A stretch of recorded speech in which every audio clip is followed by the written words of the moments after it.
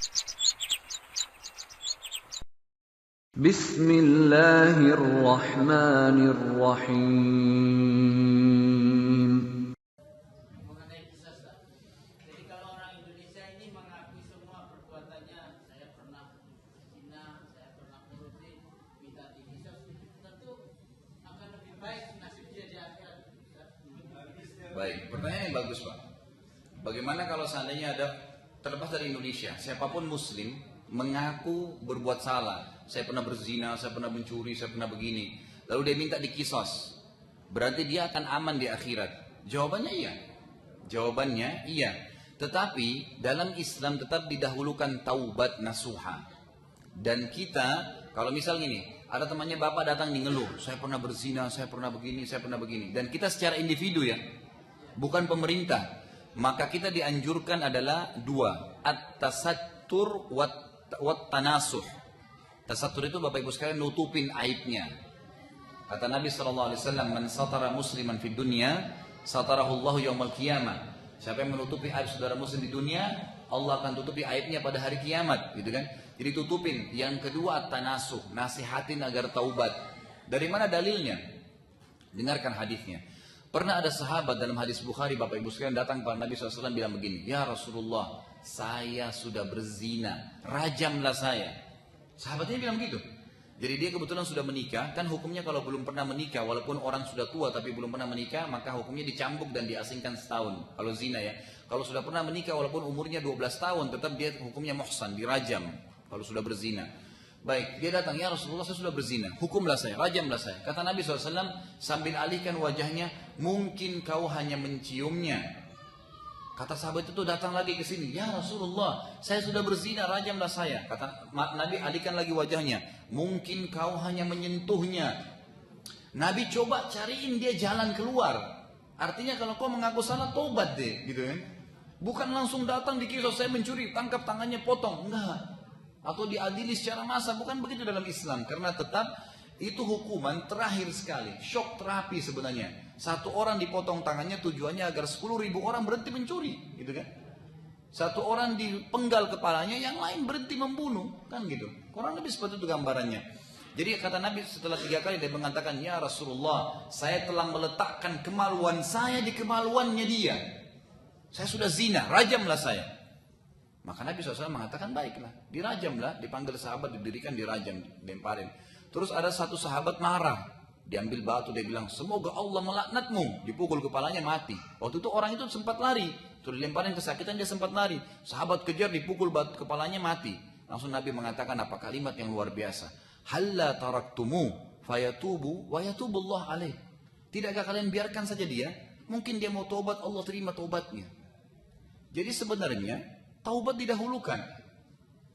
Kecuali pada saat Anda memang seorang pemerintah, memang punya kekuatan power pemerintahan gitu kan, hukum, yang memang pada saat orang ini dihukum, kayak orang koruptor kan gitu, daripada dia ditembak sana sama sniper misalnya, dipenggal lehernya gitu kan. Nah itu kasusnya kan sama, membunuh, tapi tujuannya untuk memberikan pelajaran gitu kan, pelajaran kepada dia. Maka kalau kasuistiknya memang itu pemerintah dan punya power, lain. Dan memang dia lihat ada maslahatnya di situ kan, ada masalahnya. Itu di Saudi sekarang Bapak Ibu sekalian, sampai hari ini penjaranya penuh dengan penjahat. Banyak orang yang narkoba gitu kan. Dari Pakistan itu banyak sekali orang yang bawa obat-obatan tuh, narkoba. Sampai pernah ada satu orang kasus Bapak Ibu sekalian, itu sampai dikisos ya, karena dia membuat kerusakan di muka bumi. Kakinya sengaja ditabrakin sama dia di Riyadh. Terus akhirnya kakinya satu rusak, diamputasi pakai kaki palsu. Nah kalau dia pakai kaki palsu Bapak Ibu sekalian, itu kan tidak diperiksa kalau lewat di bandara. Ternyata dia pulang ke Pakistan, dimasukin obat-obatan sama dia, narkoba, dipakai. Lewat, masuk 2 kali, 3 kali. Karena dia sudah dapat untung banyak dari situ dia jual, kan gitu. Sekali dia ketahuan Bapak Ibu sekalian. Ketahuannya kapan? Subhanallah, dengan izin Allah, Allah bongkar dengan satu petugas imigrasi bilang, maaf, diperiksakan. Sudah, kok ini orang asing bolak-balik 3 bulan sekali, 2 bulan sekali, tanda tanya gitu. Biasanya mereka 2 tahun baru pulang. Ini kenapa ini? Periksa sampai kaki disuruh buka. Dia nggak mau dibuka, didapatkan narkoba itu. Itu sudah lama, sudah bertahun-tahun. Ada yang satu Bapak Ibu sekalian, narkobanya ditaruh di tangannya terus digip pakai semen tuh. Jadi nggak dibuka gitu kan. Dari polisi nggak periksa, nggak tahu. Subhanallah, dia masuk kamar mandinya baru dipel sama orang, jatuh kepleset, jatuh pecah, terbuka gitu. Allah SWT punya cara gitu. Tapi yang jelas Bapak Ibu sekalian, kesalahan-kesalahan yang kita lakukan, maka lebih baik kita tasatur, nutupin aib itu. Dan jangan ceritain ya. Jangan ada orang subhanallah sudah berzina, lalu bangga ceritain lagi sama orang. Gitu. Itu salah. Kata Nabi SAW, orang yang paling buruk pada hari kiamat adalah orang yang sudah Allah tutupin aibnya, lalu dia bongkar sendiri. Tadi malam sudah zina nih, Allah tutupin, satu malam gak ada yang tahu kalau dia berzina. Besok pagi cerita sama teman-temannya, dia buka sendiri aibnya. Jangan, tutupin aib itu kan aib kita. Gitu kan? Dan dalam Islam tidak ada istilah pengakuan dosa, gak ada. Kita bukan Katolik ya. Datang ngaku, saya sudah berdosa begini, saya sudah buat begini, nggak ada dalam Islam. Tutupin, istighfar kepada Allah, selesai. Kalau berhubungan dosa itu dengan manusia, kembalikan haknya. Mencuri kah, menggibah kah, perbaikin namanya, kembalikan haknya, dan sambil taubat kepada Allah SWT. Jadi kisah itu adalah sesuatu yang maksimal nanti terakhir. Dan perlu juga Anda tahu Bapak Ibu sekalian, sudah pernah saya jelaskan ini, tapi saya ingatkan kembali. Kisas itu dalam Islam, Allah mengatakan, dalam ayat, walakum fil kisasi hayatun. Ya ulil albab. Di kisas itu, potong tangan, penggal kepala, ada kemakmuran kehidupan bagi kalian. Kalau kalian pernah berpikir. Bapak Ibu sekalian, orang yang mengatakan pencuri dipotong tangannya kejam, itu orang yang belum pernah menghadapi kecurian. Coba kalau Bapak Ibu lagi pulang ke rumah, la qadarallah, terus pencurinya lagi bawa barang.